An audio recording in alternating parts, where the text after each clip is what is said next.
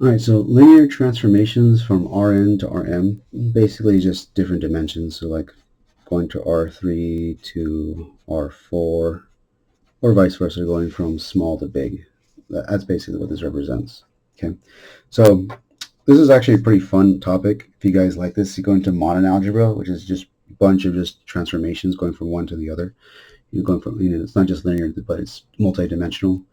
But it's a pretty interesting concept. But let's go back to the fundamentals, right? What is a function notation? So you guys remember way back in algebra, right? We define what a function represents. Is just basically given two sets, let's say A and B. There is a function that basically moves stuff in A into stuff in B, right? And we can define it how we want. Usually it's defined like this, or plug in values for X, you get values for Y. Okay. Now that same process is basically the same thing when it comes to linear transformation. The only difference is, again, we're just going from a space to another space. You're either going and getting smaller to bigger or bigger to smaller, vice versa. Well, again, this is going to be our domain, and this is going to be our range, just like it was normally. Okay. Now, how we define a function in this type of notation will be like this. We just do a capital F, and it usually goes from Rn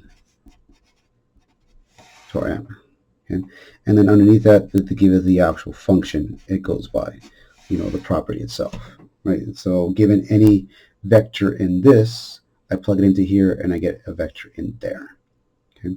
That's, again, about the same thing, right? Given any letter in here, I plug it to this function and I get a letter out there. Okay? So just like when it came to subspaces, all we want to show is, do we have a linear transformation from one space to another space based off our condition? Okay? That's our first and actually major definition of this entire section, is just pretty much one definition, maybe one or two theorems. Let V and W be subspaces of Rn and Rm respectively, and let T be a function from B to W, like this. So it's some function going from one subspace to the other subspace, just like it was basically doing this. You can consider A and B now the subspaces, since we're a little higher in mathematics, not just like sets of numbers. We say T is a linear transformation if all of U V, so any vector U in V and any vector in W, vice versa, have the following properties. So if I do this transformation of any two vectors, I can actually just break them up individually. And the scalar, it means I just scale it on the outside, basically just bring it on the outside. Okay? So these are the two conditions we need to check to see if we have a linear transformation or not, from one space to the other space based off a function. Okay? So just like when it came to subspaces, lots and lots of proofs basically. Just we just want to show in general, is this always going to work? Okay? So we have two here. Show the following functions are linear transformations from R3 to R2. So we're just actually going down 1 degree, right? So vectors in R3 going down to just, so stuff like this, now scaling down to just the 2D plane. All right, so this one's going to be for each one respectively. So vector x is in terms of R3. So I'll just put it here just for cases, because this is also going to apply for B as well. Okay. All right, let's just go start with A. All right, so how do we do this? We will first got to show from left to right if it's easier, right? So just like when it came to the subspaces, we want to show the first condition, second condition, third condition. This one's just two conditions, but sometimes can be a little tricky. Okay. All right, so we'll pick two vectors.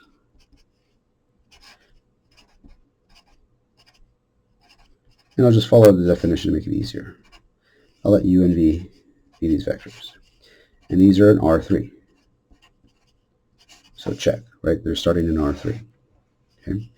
All right, so the first condition is I first have to add the two vectors and then plug it into its transformation, right? This is my function. This is my transformation I'm about to do. But again, before I do it, I'm first just going to add them together, order operations with parentheses. So if I add these two vectors together,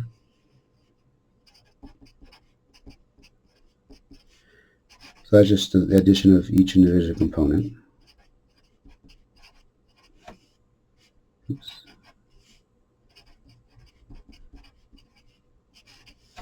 Okay. All right, so now this is where you got to be careful because we just got to follow the steps accordingly, right? So now if I do this transformation of this single vector, right? This is one single vector now. Well, technically, right, component into points, but if you add these components, it's one single vector. This is saying, according to my transformation, or this specific transformation of this function I'm going to, I have x1, x2, and x3 here, right, respectively for these cases. That follows this process here, meaning all of this is considered as x1, all of this is considered as x2, and all of this is considered as x3 in this function. So now when I put this into this function here, x1 minus x2 means this whole thing minus that whole thing.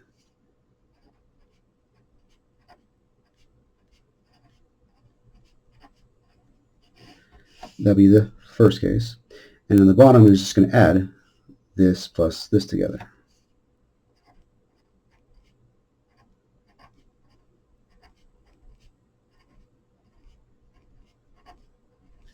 There we go. So that's how we use the function notation. Okay. All right, so at this point, I'm just going to rewrite some stuff. So put all the u's together.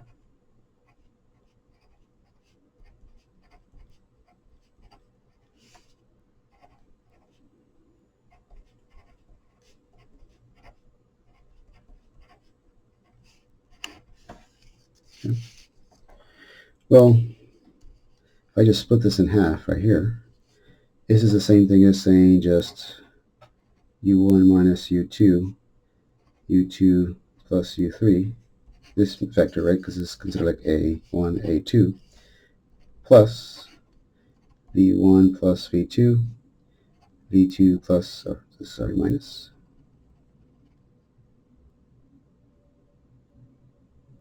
Yep, yes, right. Yes, okay. v3.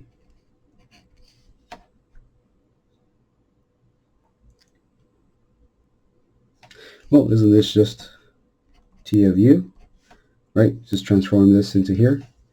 Plus, isn't it just t of v? Just transform it there, so it works. That's kind of nice.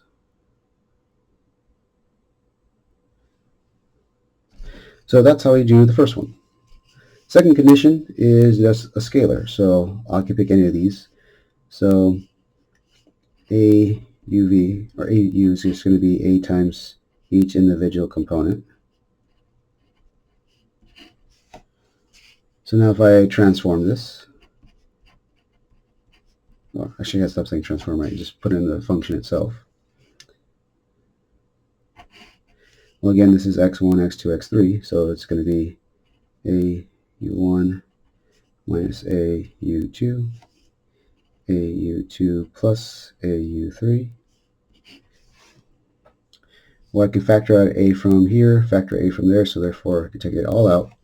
So this is the same thing as just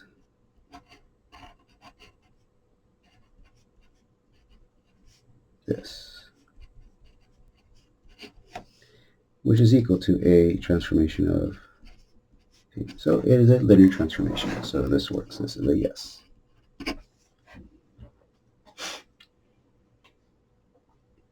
Okay, so about the same thing. Now we're using matrix format instead of the vectors themselves. Okay. So for the first part, we can do two different vectors. I'll let you use the same thing. Let u and v be these two vectors. But this time is the function associated is matrix A times X. So we're using this matrix. It's a fixed matrix multiplied by an individual vector. Okay. So when it comes to this process here, I'm still adding the two vectors together. So in other words, this process still holds. So for this question, these three hold here. All right, so I add the two vectors. So I'm starting here. So now when I do this transformation, I should have used f instead of t. That's fine. Just used f. It's okay. It's the same thing as using f. Yeah. So this f part, so when I plug it in, it's going to be the matrix 1, negative 1, 0, 0, 1, 1 times this addition of the vectors. u1 plus v1, u2 plus v2, u3 plus v3. So now I just do matrix multiplication, right? Row by column, row by column. So this by this is just itself, so it's just going to be u1 plus v1 minus that by that.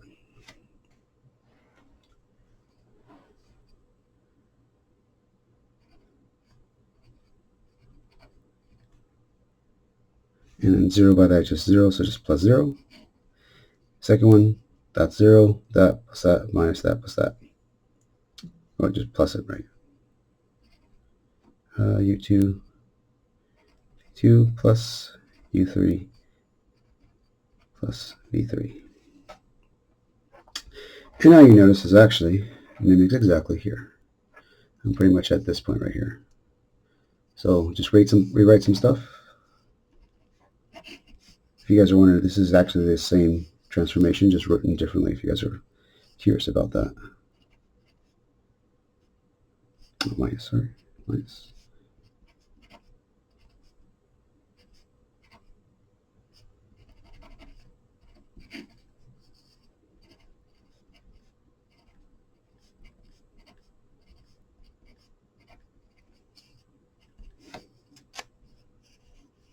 Again, just put this out in the middle.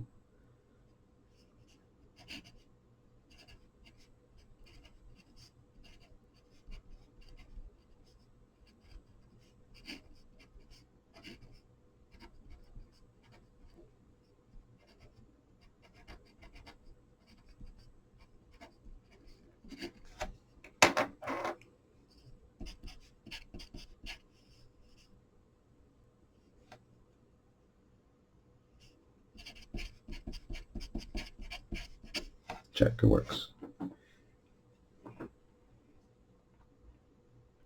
Okay.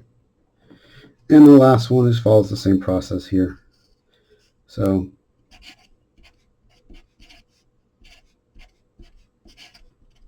I'll use this.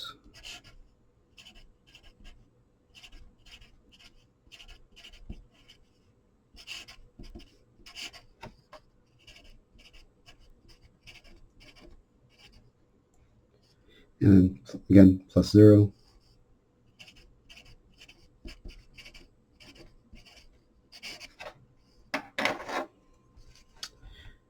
So again, I can factor out the a.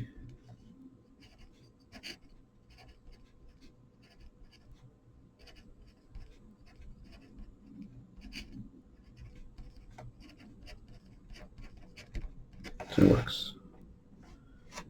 Or this is going to be u now. So there you go. This is also a yes. Okay. So again, pretty much this whole section is just lots and lots of practice of showing we have a linear transformation or not. Right? Could be a no. Right? So let's keep going. Determine if the function j is a linear transformation from R2 to R2. So it's the same space. So I'll just use the same process as the definition. That way it's easier to follow, right? All right, so we have this function now going by it. All right, so first, the sum of the two vectors is just the addition of them. Okay. And again, same process, right? If you notice, so this whole thing is x1. This whole thing is now x2 in this function. So we would do j of this sum. This then becomes x1, so it's going to be u1 plus v1 minus x2, so all of this, plus 1. And now it's going to be 3 times x2, which is just this. There we go.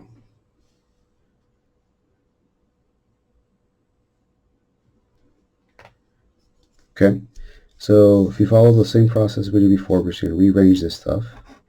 I'll have u1 minus u2 plus v1 minus v2 plus 1. Don't forget this 1. Distribute this. So this is already looking like a yes. However, we do have a bit of a trick question right here. Because really, this is equal to what? u1 minus u2 plus 1 and 3u2 plus, if I break it up, v1 minus v2 and 3v2. There's no plus 1 over here because it's associated, or vice versa, right? It can only be 1. It wasn't 1 plus 1 gives you 2, right? So I can split up the 1 itself. So this is technically j of u, but this is not j of v because of that special 1 there. So this is actually a no. This is not a linear transformation.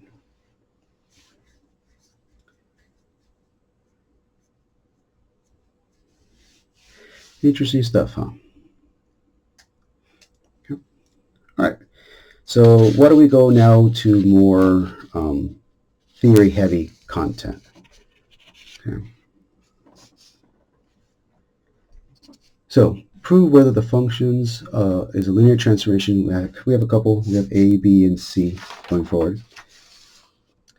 So prove whether the function is a linear transformation for each. So let W be a subspace in Rn such that the dimension of W is P, and let S be another set of vectors, be an orthonormal basis. Okay, that's interesting. This is an orthonormal basis for W, and we define this function T to be this. Now you may think, oh boy, this is not fun. Yeah, it's not that bad when it comes to it. All right, so first off, this is R space, so this is very, very theory, right? There's no 3, so I'll pick, again, 2 different vectors. So let U be the vector U1 all the way to UN, and let V equal the vector V1 all the way to Vn, right? Because again, we're in R in this case. Okay, so again, therefore, their sum, because I'll just write it here, is just the same thing we've been doing.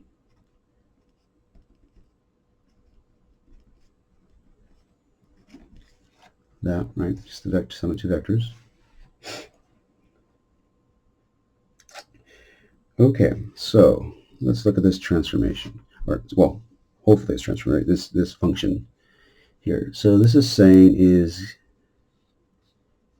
this V transpose. So it's this process here. So what's being constant are the W's.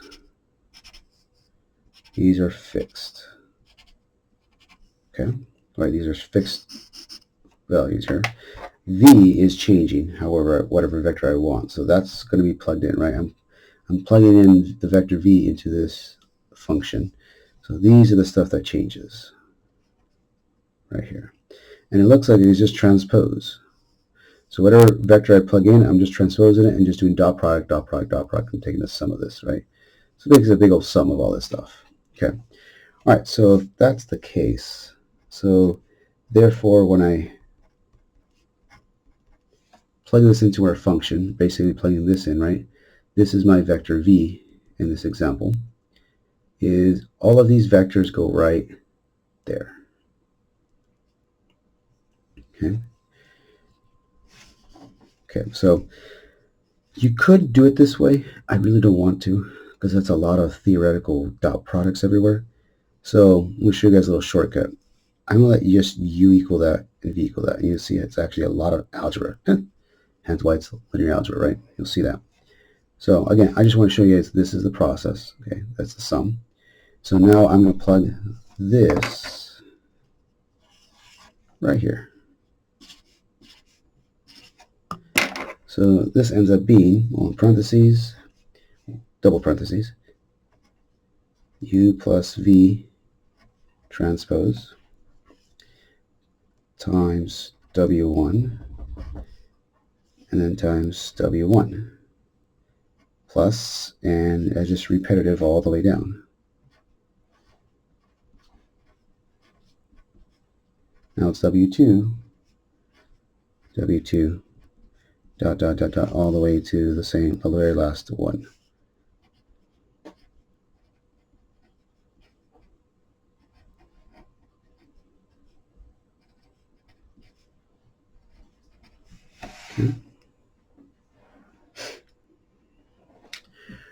Okay, well, there was a theorem we learned about transpose, which is really nice. Okay. So when actually we're adding vectors together, the transpose of the two vectors being added is just distributive property, or in other words, it was this.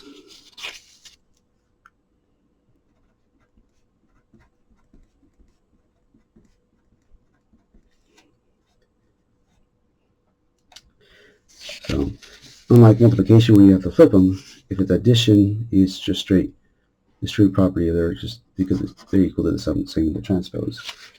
So if I do that here, this now gives me u transpose plus v transpose times w1 times w1. And again, all the way out to the same exact process.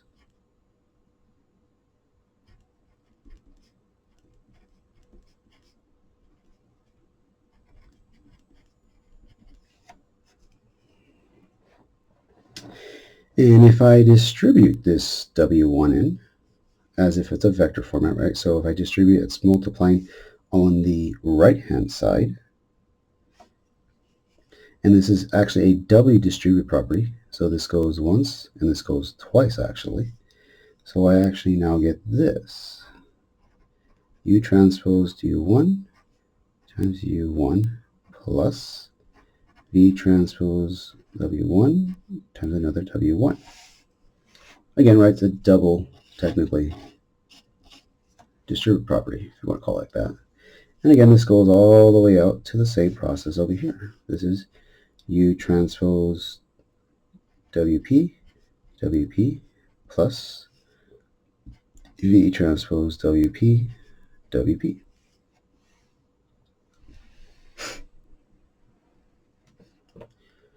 Well, you can probably see what's happening now. I can split all of them up and just separate them all in such a way that I just have all the u's first, and then I add up all the v's together. So basically like this.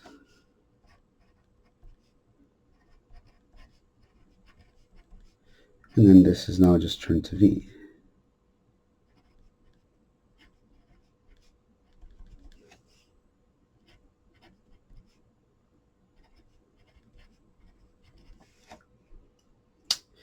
Well, this all there is just t of u, right, by definition. Just the v's are the v's, plus, and this is exact definition of that. So it works. So now we just got to show the second condition is the scalar. So for the scalar, again, I'll just use an arbitrary vector u. So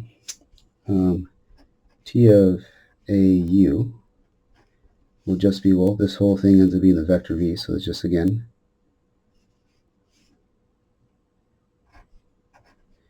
au transpose w1, w1.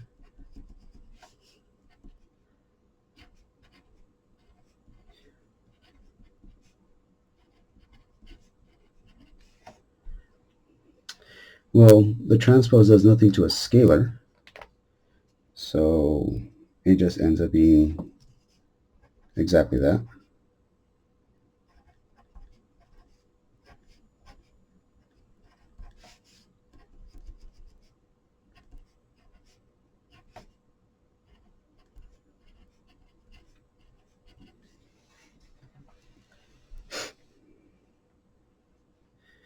And since they all have a in common, and it's just a scalar, I could just factor it out.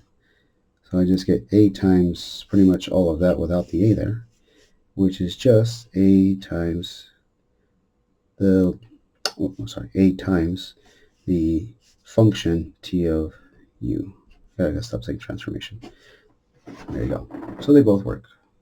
So this is a yes.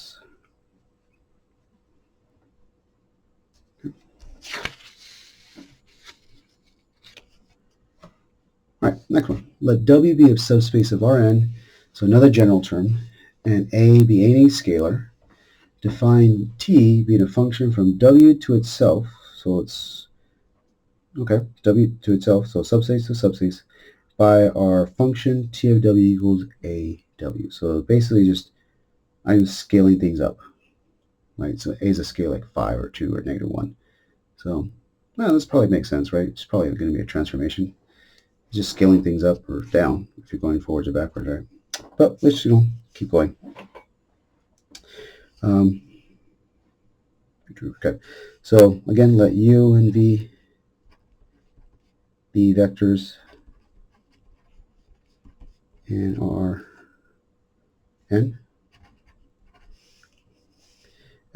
More precisely, U and V are in W. All right, so therefore, T of this sum of U plus V, what this is saying again, right? I'm just going to swap the W with this. It's going to be A on the outside and U plus V. Again, distributive property. But again, isn't that just a copy of this? So that's exactly T of U. So that's if that plus T of V. So it works.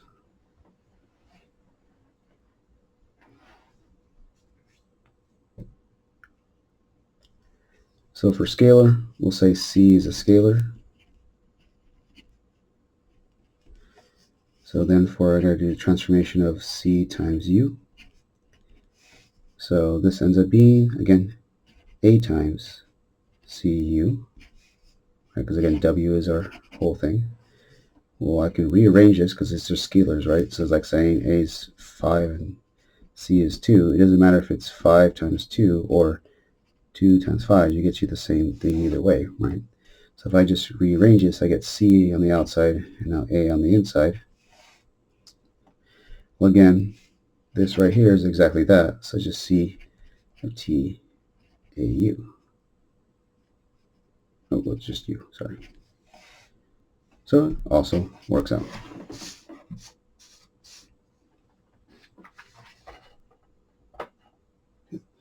So hopefully that's pretty good so far. All right, a couple more.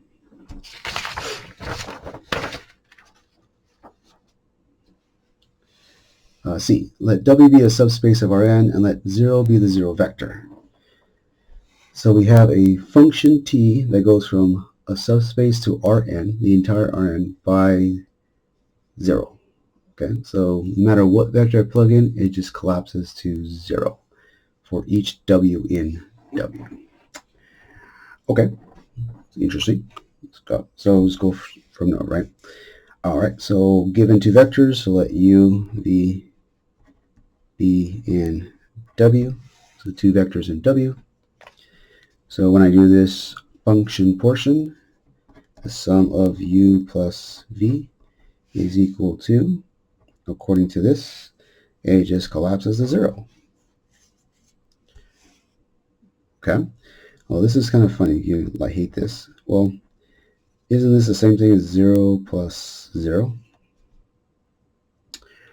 Okay, well, isn't this the same thing as T of U plus T of E. So it works. Kind of funny, huh? Scalar. So again, let C be a scalar. So then the function C times U. Okay. According to this process, it says this goes to 0. But isn't this the same thing as, well, for example, if I do 5 times 0, it's still 0, right? Doesn't matter what I multiply by. So if I use the same scalar, that's still technically right, which means this is exactly that. So it works. Now this is pretty funny. There's a reason why I gave you guys this example. This type of linear transformation is called the zero transformation.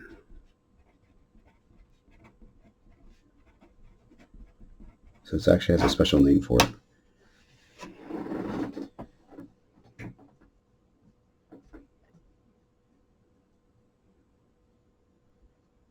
Okay.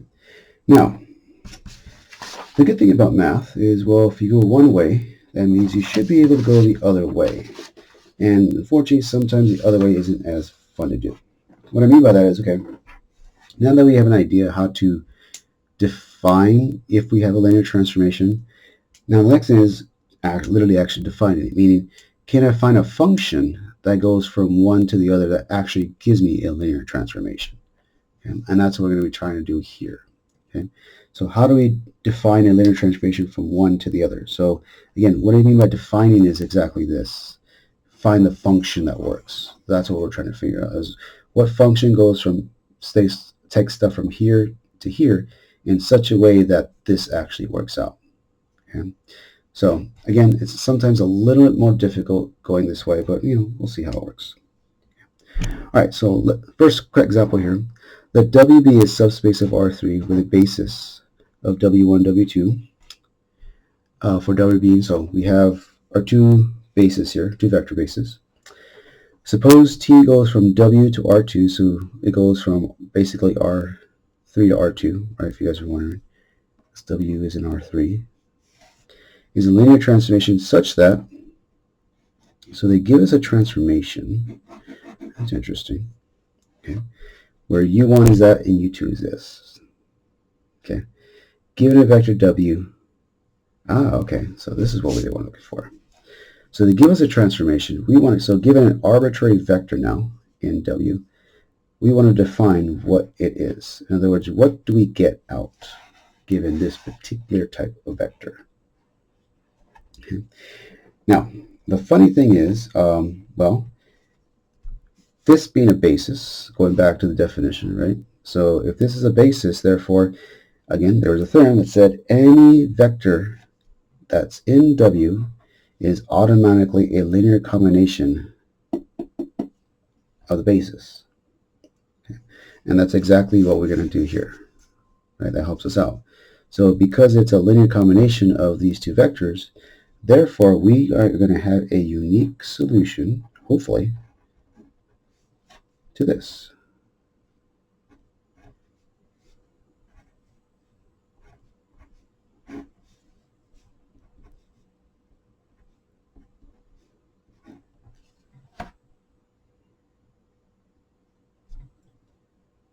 Okay.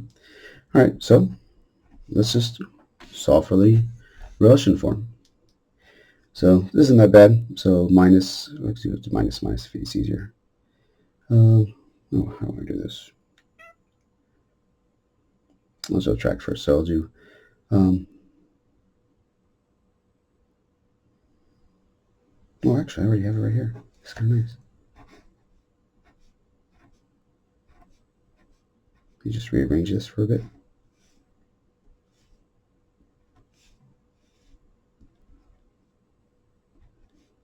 Okay.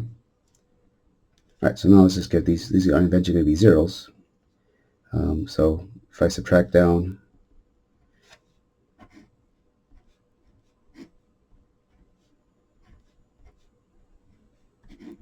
so this minus this is 0, this minus this is -2, This minus this is going to be 4.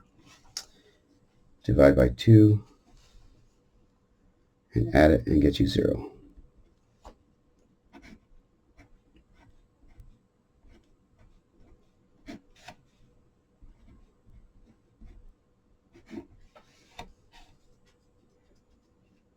Okay. So, therefore, this vector w has these coefficients. So remember what we talked about coefficients? Right, so this is the, so just in case, this is going to be A1, call it A1, W1 plus A2, W2, right? We only have two vectors, so any arbitrary vector here, that format. So we know that A1 is 3 and A2 is -2. So this is 3W1 minus 2W2. We have a linear combination. Okay, so again, this now becomes this. And now I'm going to use these to help me out because I want to figure out what this function does to this part. Okay, so that means I want to figure out what happens here.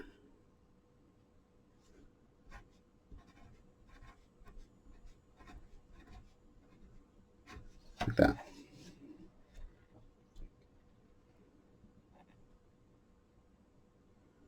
Okay.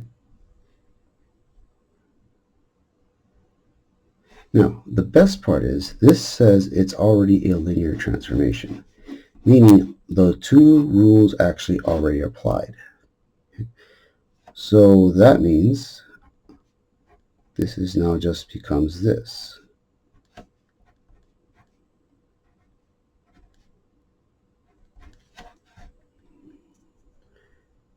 Again, you could put the negative because I guess I could bring it in here, just pop it out.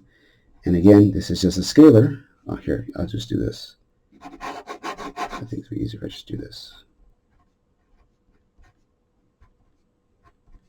Yeah.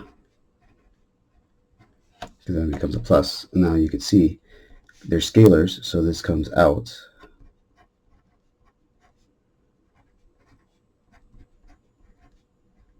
Like that.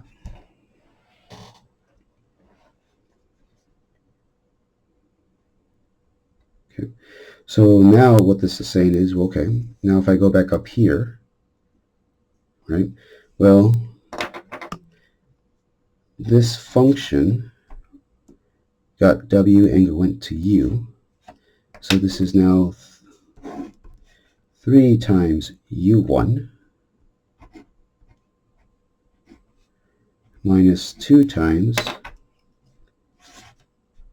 u2.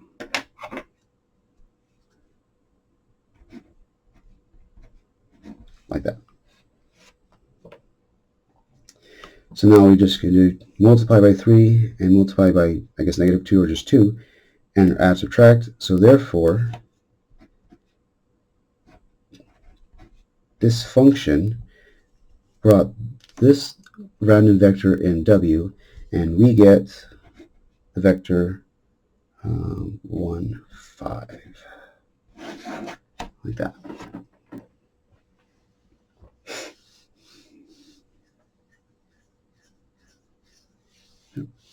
Interesting stuff, right, when it comes to it.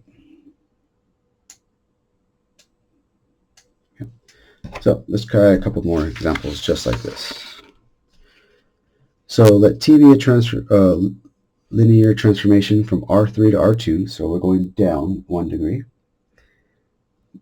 of the following form, okay, where we have T of E equals that, T of R equals that, and T of G equals this, okay? All right, so E, R, and G are in R3. So we start with vectors in R3 and we scale them down to just vectors in R2. Okay.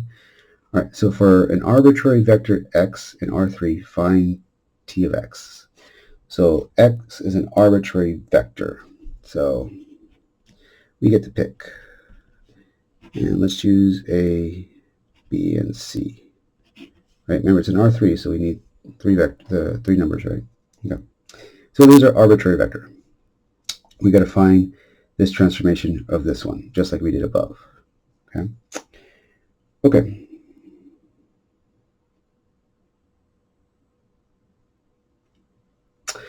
That's okay. I forgot about this. I forgot to put this also on here. Where I forgot to give you guys this. This is what's important. This is included in the problem. So this is an addition. There we go. Perfect. Now we got it. So it looks like the first component goes to that, second component goes to that, third component goes to that. So therefore, if I do this transformation of a variable x,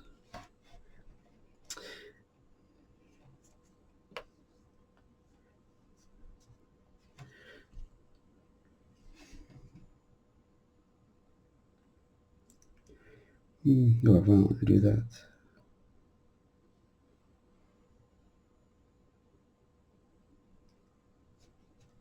Yeah, I guess I could do that. So that means I get AE. Oh, here. Well, I guess I could do it this way.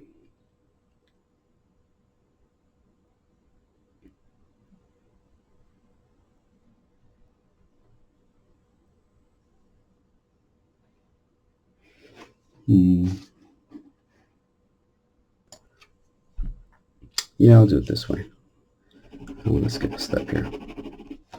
So why don't we do the dot product of these two? So in other words, I should put this, let's call this at y. So y transpose x, because this is an arbitrary portion, right? This is defined to be it. So if I do this this dot product, this gives me a times e plus b times r plus c times g. Okay, there we go. Okay, so if I do this, plug this into this transformation, I really don't like this though. I guess technically this is also a vector in R3. Yeah, that works. So now we're talking about y. So this is equal to AE plus BR plus CG, all in this transformation there. But again, because it's a linear transformation, this is just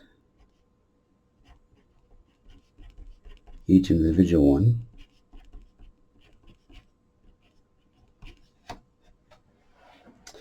And since A, B, and C are arbitrary values,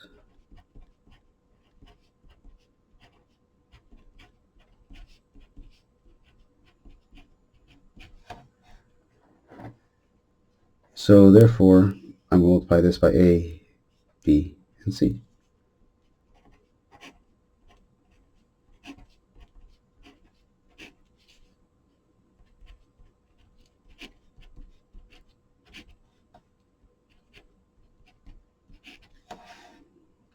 And if you put it all together, you get the matrix A minus B plus 4C, 2A plus 3B minus 5C. Okay. All right.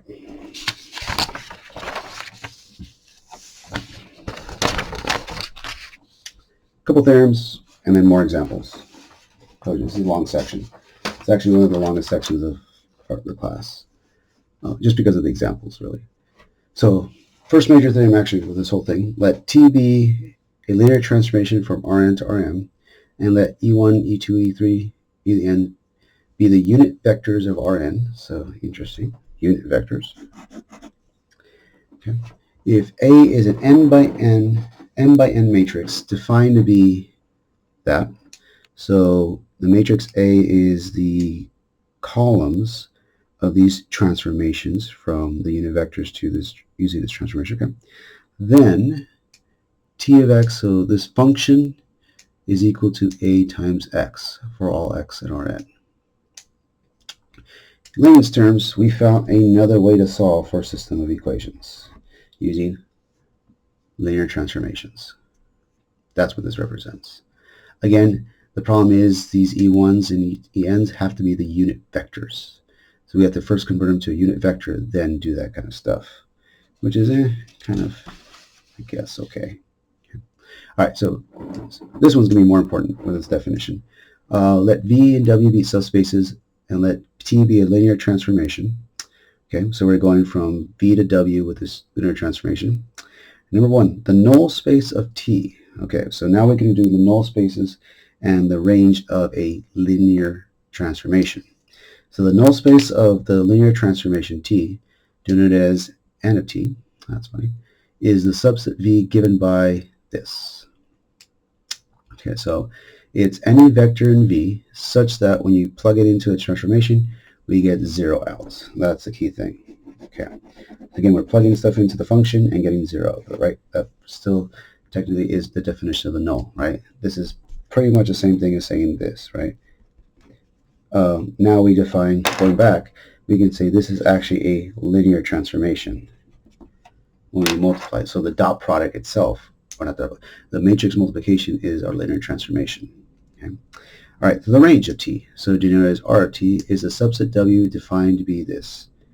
So for every vector W in W, so we start with, let's go back up here. So we start with stuff in here for the range, right?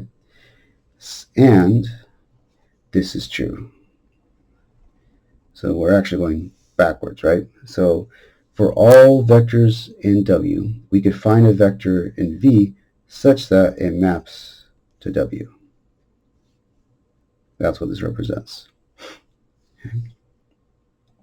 Meaning I could find a vector here that maps it to there. That's what the range represents. Okay. All right, so let's go back to our handy-dandy one we did earlier. So given our function f, or now it's a linear transformation because we defined it to be one. So here's our function, and it's now a linear transformation. Describe the null space and the range of f. Then determine the nullity and the rank of f. So remember, this is dimension, and this is dimension, right? Dimension of the rank, dimensions of the range, and the dimension of the null space. So how many vectors it occupies, right? That's what it is, according to our basis. All right, so we got to describe the null space of this process. So it's all vectors such that when I plug it in, I get 0 all out. Okay. Okay. So let's go to this theorem. There's got to be a reason why this helps us here, right? When it comes to it, because we have to use this somehow, right? Some way to do it, right? Okay. Because we know this, and that's how we get that theorem, basically, right? The zeros just go together. So this is somehow helpful. Okay. So let's figure out matrix A here.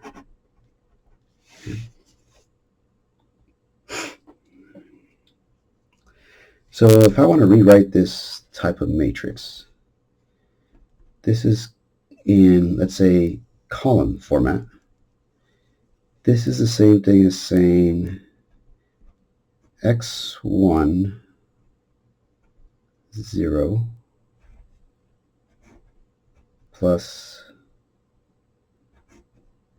minus x2, x2, plus 0, x3, looks like. Right? So if I add these all three vectors, I get exactly that together, right? So you could consider this as E1, E2, and E3. Right? This plus this gives you the top. This plus this gives you the bottom. Okay? And now that we want a matrix with this portion, we'll just use the coefficients of it. So it'll be just 1, 0, negative 1, 1, and then 0, 3. Or not 3, sorry, 0, 1. I don't know what I was thinking there. Okay, so it looks like that's our matrix A. And now that by this theorem, all I have to show is AX equals 0, because that's exactly what the null space represents, right? So something we've done so far, we just had to first tweak it a little bit, right, when it comes to it, because we have a now linear transformation. Okay, so going down the process, it looks like it's just a one-step process. Just add up cross. This plus is a 0. We already have our echelon form. Okay, so this is saying that x1 equals negative x3 and x2 equals negative x3, which is pretty much what we got here. Oh, no, we don't get that. Okay. So that's our null space. All right, so how do we write it? So the null space of our linear transformation f is all vectors x, x1, x2, x3, right, such that x1 equals negative x3 and x2 equals negative x3. And x3 is any real number.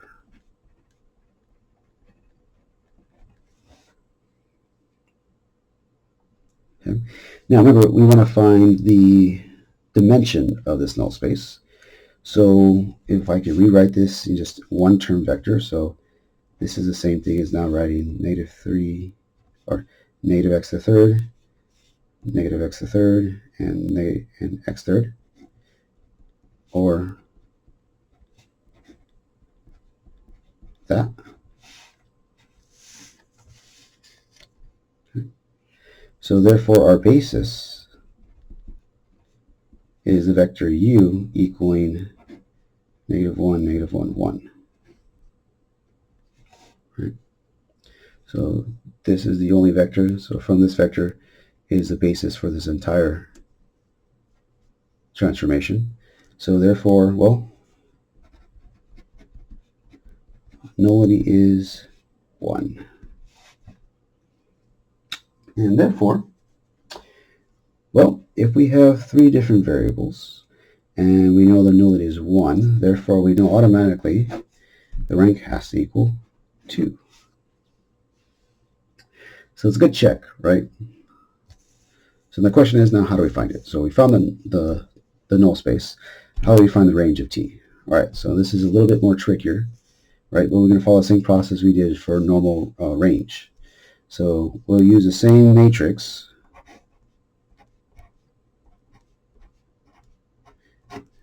Just I'll use A and B for short. Right. So again, still one-step process, so just keep adding across or up top.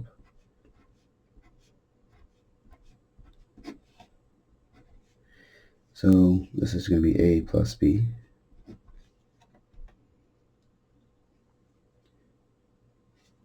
Okay. Now, this is where we got to be a bit careful, right? We're done here.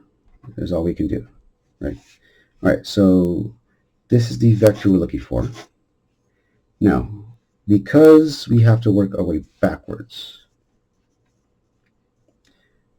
we're looking for the vectors v in the original one. So if we go back over here, we're always looking for vectors in R3. Right, that's what we actually have to define. Okay. So my vector v in R3 equals a plus b, b, 0. Because we don't have an R3. It's just an arbitrary, nothing, doesn't exist. Okay.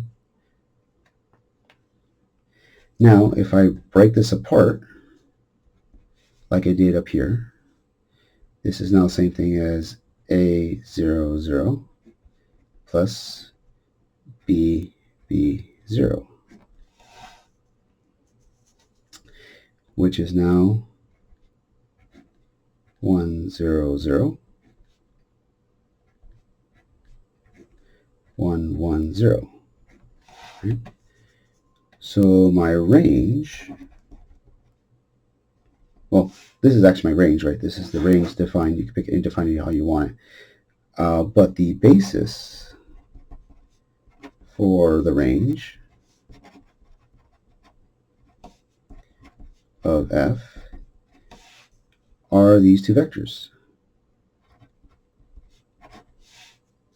1, 0, 0, and 1, 1, 0.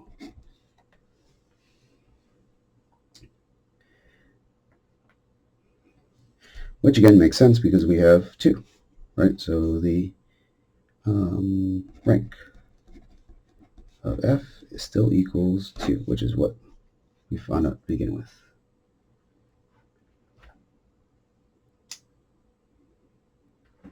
Okay.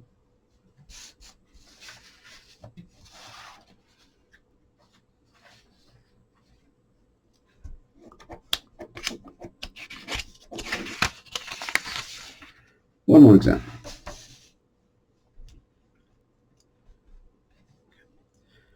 So let T be a linear transformation defined to be, so we're going from 2 dimensions and scale up to 3 dimensions. Okay. And we'll do the same thing we did in the last example. Find the null space of the range of T, and same thing, find the dimensions of each one as well. Right, so we're going to follow the same template we did previously, using the theorem and the definition itself. Okay.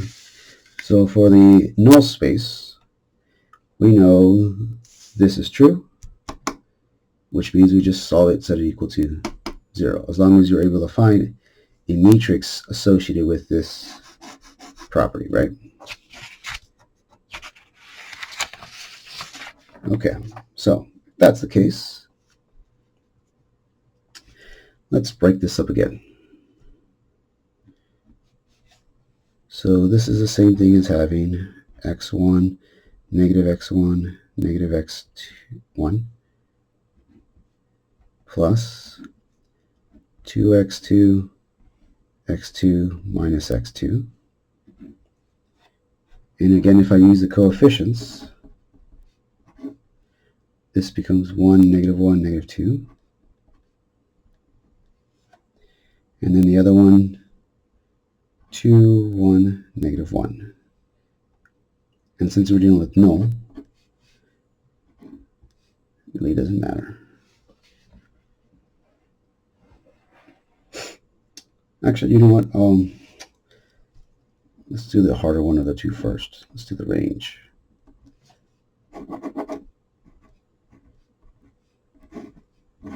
We'll do the range first. Okay. Add down.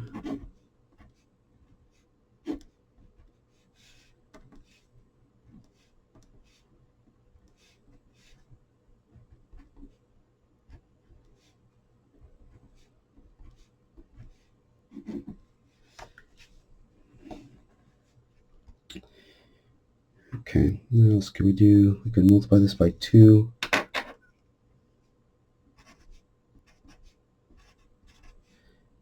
And then add it to the bottom one.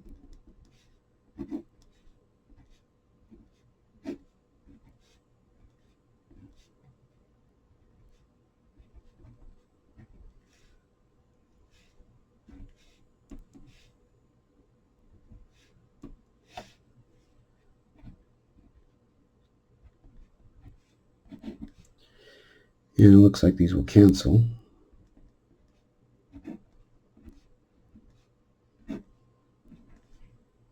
So pop a negative and then subtract it. And we found our dilemma. So this minus this is just A minus B plus C. So for our range, this is only true if 0 is equal to A minus B plus C. And it really doesn't matter which one you choose, because we want our well, we'll just start defining it, right? So our range is any vector, I'll call it x, such that we have yeah, let me define one. Let's bring it over. A equals b minus c. So I'll solve for a. So therefore, it's any vector b minus c, b, c. Okay. Or, again, if you don't like it, this is x1 is equal to x2 minus x3. So these just change to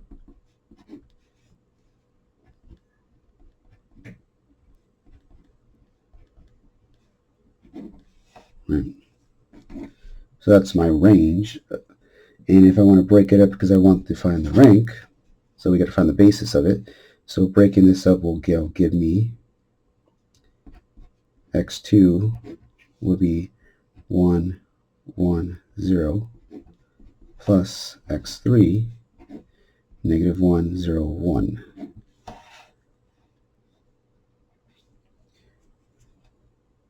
So since that's our basis, so that means our rank is 2. So therefore, by default, my rank of my null is going to be 1, since I have 3 vectors. Then we're just going to find it.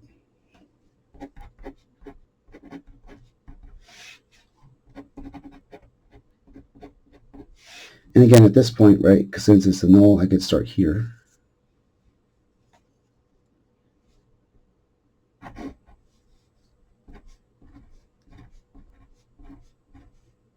And set to 0, so that doesn't matter. Divide by 3. And we get our nice null. Well, actually, it's 2 vectors. Oh, that's right, we're going to talk about.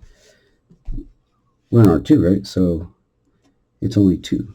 Oh, that's even nicer. Since the rank is 2, therefore, no, yeah, it makes sense. The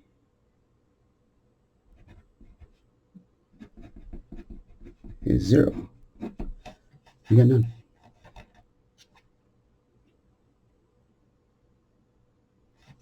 So the null space of the transformation is literally just the 0 vector. So it's nothing.